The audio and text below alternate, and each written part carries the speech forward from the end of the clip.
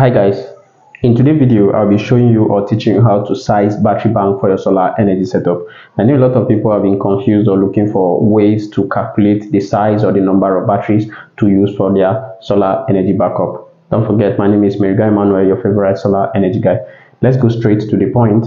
First, before you size battery bank for your solar energy system, you have to take little power audit. Power audit is the total review of your power consumption. So assuming we are going to power a 100-watt load for 6 hours, let's say 100-watt load, right?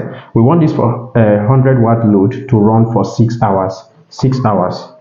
We want this amount of load to run for 6 hours. How do we size battery bank for this very power consumption?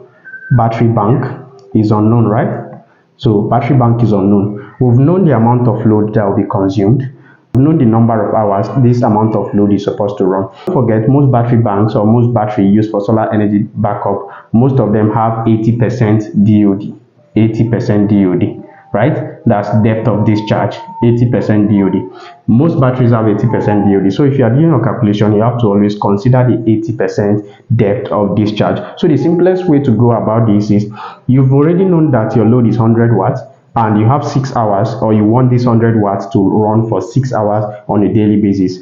Then your battery bank, according to the manufacturer, is 80% depth of discharge. That's the amount of energy you can consume from a battery.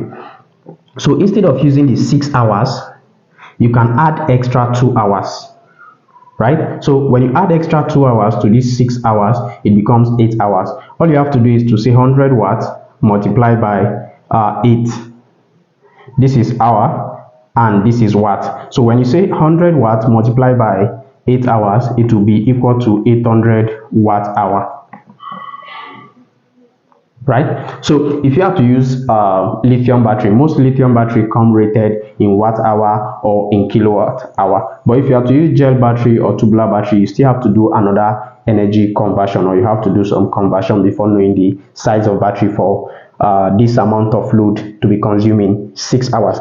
Why I added extra 2 hours is because most of the batteries recommend 80% depth of discharge. So this is the simplest way to know the number of battery or the size of battery to use. So you have your 800 watt hour, which is the size of battery bank you will need for this amount of energy to run for 6 hours. Because at 80% of this 800 watt hour, you might get 640 watt hour at 80%.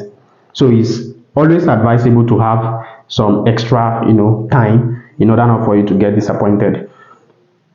So this amount of load will be running for 6 hours, but we added extra 2 hours because of depth of discharge. When we say 100 multiplied by 8, it gave us 800 watt hour. So at 80%, this 800 watt hour, we can only consume 640 watt hour. While our load in 6 hours will be 600 watts. If you do your calculation based on the 6 hours and you forget to include these 2 hours, you get disappointed because the battery at 80% will not reach 6 hours. So it might be 4 hours something minutes or 5 hours something minutes, and your aim will be defeated. So always add extra 2 hours or maybe extra 1 hour 50 minutes in order for you to get whatever you are looking for, right?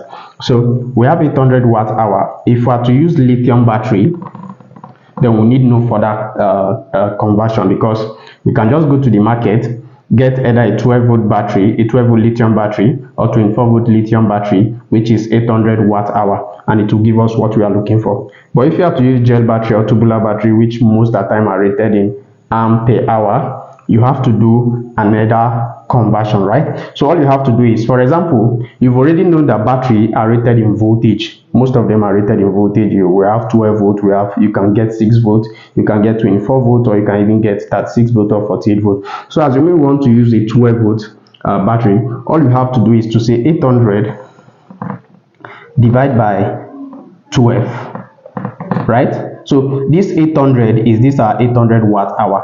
So we've known the capacity of battery in watt hour, but not in amp per hour, right? So since we are dealing with tubular or gel battery now, because I see when you are using lithium battery or when you want to use lithium battery, you don't have to do any further conversion. But if you have to use gel battery or tubular battery, which mostly are rated in ampere hour voltage, you have to do another extra conversion. So all you have to do is 800 watts. That's to get the battery now in ampere hour. You say 800 watts divided by 12. This will give you around 66.66. So you've gotten your battery in current, because how to calculate current is just to divide watt by volt. That's power divided by voltage. So this is our power. If this guy is to run for 6 hours, and we added extra 2 hours because of depth of discharge, then multiplied by 8, it gave us 800 watts. In order for us to get this guy in ampere hour, we have to divide it by 12, assuming we are using a 12 volt battery. So if I to use a 12 volt battery to get this guy in ampere hour, we just divide 800 by 12, which will give us 66.6. So you can approximately say 67 amps. It means we will need 1 unit, that's 1 unit of 67 Ah battery to run this guy for 6 hours at 80% depth of discharge. If you want to use 24 volt battery, it's still the same formula. You can just say 800 watts divide by 24. That will be like 33 point something. So it's as simple as that. This is the best way to calculate and know the size of battery bank to use for your solar energy system. If you find this video useful, don't forget to subscribe to my channel. Don't forget to share this video, and don't forget to drop any question if you haven't understand about solar energy system, and I'll respond to you in my next video.